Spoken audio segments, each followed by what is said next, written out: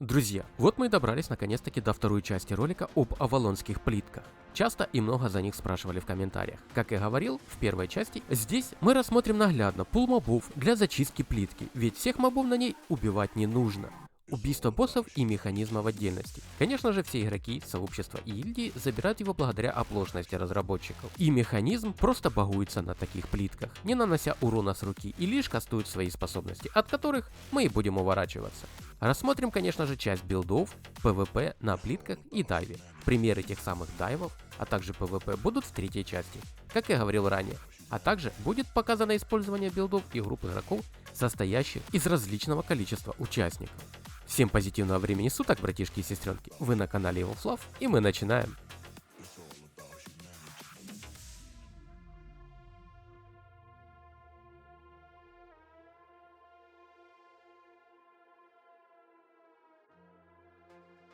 С самими билдами для ПВЕ зачистки авалонских плит можно будет подробно ознакомиться в первой части трилогии. Ссылочка будет в описании. Группа, состоящая из 5 человек, в основном это танк, хил и 3 ДД, а также берется 2-3 кочерка. Роли, которые будут в пати на любых предметах с любыми пушками, что они хотят покачать. Или предметами для помощи пачке, либо другой вариант на усмотрение лидера группы. Смотря, что ему нужно и какой у него стиль игры. Перед вами зачистка платформы 8 тира. Я ускорил процесс зачистки, чтобы не затягивать время самого ролика. Пояснения будут относиться к общему процессу зачистки, чтобы показать вам пример для наглядности. На карте, что вы видите на экране, отмечены красными точками, где мы забираем мобов для открытия сундука. Начинаем с красных точек, затем забираем саму черную точку, это босс.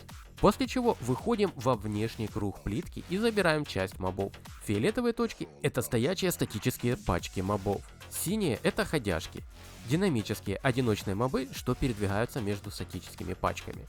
И в конце зеленая точка — это одиночный моб-ходяшка, которого мы забираем последним для открытия сундука. Его как раз таки и должен добивать игрок с активным премиум аккаунтом для повышения награды. В целом все происходит примерно так. Пачка забегает в центр плитки и начинает зачистку с группок мобов, что стоят в центре, это красные точки. После их зачистки убивает босса, черную точку, и затем уже начинает зачищать группки мобов во внешнем круге. Это фиолетовые точки и синие ходяшки. Пулы мобов состоят в основном из групп, что стоят статично, без движения. Иногда забираем самых вредных по типу авалонских хиллеров. После убийства хила пати использует успокаивающее зелье 5 тира с отходом от группы мобов, конечно же. Восстанавливает свои способности при помощи откатов. Это королевские курточки для отката всей пати. И после отката способностей продолжаем зачистку оставшихся мобов. Если у вас впрыгивает авалонский копейщик, к примеру, и группа опытна или хотя бы один игрок опытный, стоим на месте. Его способность, то бишь копейщика, собьют перед приземлением способностью с оружия, либо адской мантии. Если все же вам нужно отбежать от АОЕ способностей моба, не успел сбить способность союзник, нет возможности сбить и прочие варианты, мы зачастую всегда отбегаем в центр. Конечно же, если нам позволяет это наша позиционка, чтобы не заагрить ничего лишнего случайно. Последний моб-ходяшка, как я говорил, добивается игроком с премиум аккаунтом, это зеленая точка, для того чтобы максимализировать получаемый лут в сундуке. Но прежде, чем группа начнет его добивать, те игроки, что были на роли кочерков, выходят из пати. И основная группа из 5 человек добивает моба и лутает сундук. Как многим уже из вас стало понятно, роль кочерок берется без доли в луте, но в обмен она одевает то, что хочет покачать из предметов, и в целом идет на плитки за получением славы или свободки. Без каких-либо претензий к луту. Конечно же, зачастую с пробужденным оружием на бонус к славе, для того чтобы максимализировать получаемую свободку или славу в целом. Всех авалонских боссов и их убийства я описывать не буду. И расскажу, как и обещал в первой части, об убийстве механизма. Если вам нужна информация про убийство авалонских боссов на плитках и данжах, пишите в комментариях. Я сделаю в дальнейшем отдельный видеоролик по ним. Касательно самого механизма. Все виды групп игроков, начиная с рандомно собранных пачек и заканчивая игровыми сообществами и крупными гильдиями, убивают механизм при помощи бага. что сделали разработчики, как и у многих других боссов в статиках и других активностях. На малых плитках просто отходим за сундук и упираемся в стенку. На больших плитках просто танк дает Q в механизм и отбегает в проход под чашку. После чего дает еще одну Q и просто стоит. Автоатачить босс нас не будет в том месте. А группе только и останется, что уворачиваться от АОЕ атак босса. Хил танка в основном за весь забор босса будет хилить 2-3 раза, не более. Нам нужно будет отводить круги, что появляются под ногами. Сначала в один угол, затем во второй. И на ботинках ставим для этой цели кувырок и прожимаем его в стенку, когда электрошар летит в нас. Шары будут лететь в нас 3 раза за весь процесс убийства механизма 8 тира. От лучей по площади просто уворачиваемся, и все. Механизм довольно просто убивается даже группой новичков. Но тренироваться лучше на платформах 6 тира, для начала. Теперь перейдем к самим билдам для PvP. Маунта лучше брать на баф к переносимому весу по типу оленя, лося и кабана, но можно и с простой лошадкой от 6 тира и выше. Либо взять маунта, как скажет вам ваш РЛ. Сумка также на ваше усмотрение, тир и зачарование.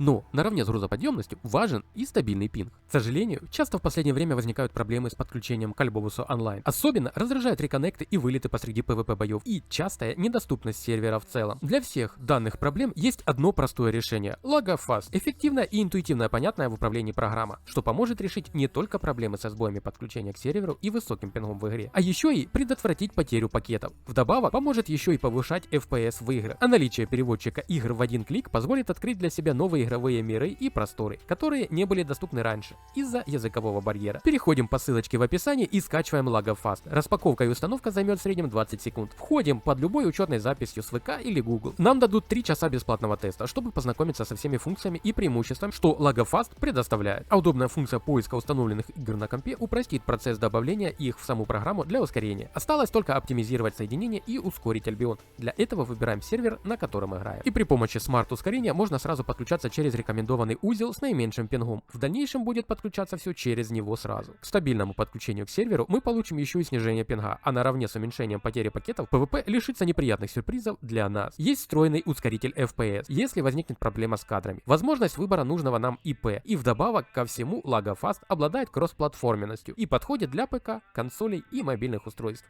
работая со всем перечнем доступных игр на данных платформах. Весьма удобна возможность выбора игровой площадки в отдельности, работу которой мы хотим ускорить. К примеру, Steam. Сама же подписка стоит недорого, и чем больше подписной период, тем меньше стоимость. А введя промокод EVIL, вы получите скидку в целых 30%. Таким образом, годовая подписка обойдется всего в $31, а месяц всего лишь в $3. Ведь сэкономленные нервы и наше спокойствие с уверенной игрой стоят куда дороже. Пользуюсь и всем доволен, особенно с записью PvP боев для роликов. Есть масса вариантов и комбинаций билдов для дайва и ганга голд плиток в Авалоне. И еще больше вариантов сборок пати из таких билдов. Подстраивайте билды под себя и свой стиль игры. Добавляйте к себе в пати любые роли и билды, что вы посчитаете нужными. Не бойтесь тестировать и экспериментировать с билдами, ролями и вариантами их комбинаций в пати. Мы рассмотрим лишь стартовый вариант, как отправную точку, с чего можно начать. Если вы с опытом понимаете не только способности своих билдов, но и что ожидать от противника и их билдов, у вас прокачанные мастерки и есть хороший знакомый или друг хил, и в целом о вас можно сказать, что вы круче вареного яйца, можно начинать давить в 2 человека, заливая противников под мобами. Для этого подойдет посох порождений ада и хил. По ИП варианты разные и зависят от многих факторов, но 1400 итем пауэра иметь желательно в каждом билде. А наберете вы их мастерками, либо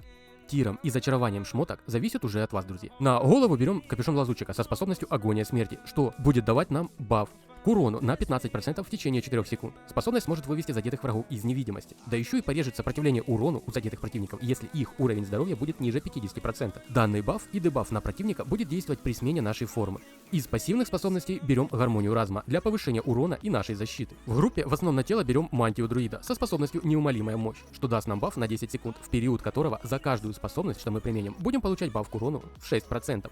Стакаться будет на нас до 6 раз. И сам баф будет действовать еще 10 секунд. Таким образом, на пике стака получим 36% к урону на 15 секунд в среднем, если настакаем все правильно за 5 секунд. Из пассивных способностей берем агрессию для повышения урона. На ноги берем любые тканевые сапоги с энергичной пробежкой для восстановления энергии. Из пассивных способностей агрессия на урон. Плащ города Корлеон со способностью оппортунист, чтобы сбросить время восстановления нашей Q-способности после ее первого применения. Из еды жарко из говядины 8.1 тира. По бедности можно, конечно, начать с 8.0, но не рекомендовал бы. Из банок большой эликсир защиты 7 тира. На свап, конечно же, успокаивающее зелье 7 тира, если давим среди мобов. Они дадут нам 5,7 секунды инвиза на мобах. 5-й же тир зелья, хоть и дешевле, но даст нам на 1 секунду меньше, а это в такой активности весьма сильный показатель. На самом посохе берем на Q укрощение материи, что будет давать нам щит, а противникам наносить урон может давать нам до 2 зарядов трансформации сразу. Благодаря Корлеону сможем выполнить данную способность 2 раза подряд, получив сразу же 4 заряда. Можно брать, конечно же, и импульсный удар в сражении с контактным противником или излом мироздания для догонялок кайтеров, но они слишком ситуативны и не так эффективны, будем честны. На W сдвиг позиций, что даст нам до 2 стаков трансформации, а также обездвижит противников на 2 плюс секунды, позволит затащить их под мобов или ихней ауешки. Еще и нанесем противникам урон. Пассивная способность внутренняя сила позволит нам быстро копить заряды трансформации. Е превращение в пламенного чертенка. Сама форма даст нам возможность одного воскрешения при смерти, для активации которого в наличии у нас должно быть 3 заряда трансформации. Также в форме чертенка у нас будет замена способностей. На Q появится вспыхнувшая сфера, что позволит нам выпускать сферу огня в противника и при наличии хотя бы одного заряда сможет переместить нас в место нахождения сферы, а также взорвать ее, нанеся дополнительный урон по противникам. На W нам дадут адский шквал, что позволит нанести колоссальный магический урон по противнику, но нам нужно поддерживать данную способность в течение 3 секунд. Внимание! Каждый удар по нам будет сокращать время применения способности. Соответственно, будет уменьшаться урон по противнику. При игре в дуо с хилом мы используем вместо мантии друида броню солдата, повысит нашу выживаемость, но для получения максимального бонуса к урону нам нужно получать урон от противников. Прокаст примерно таков. Применяем мантию друида для начала стака бафов. Прожимаем сапоги для врыва, даем нашу Q способность 1-2 раза по необходимости. Стягиваем всех или кого успеем к себе, даем шапку и принимаем форму, давая сферы и затем шквал самого побитого противника или опасного. Или же хила, если уверены, что можем его сразу же забрать. После чего можем кинуть сферу для урона по противникам и, как вариант, альтернативы для своего перемещения в ту позицию, куда летит сфера.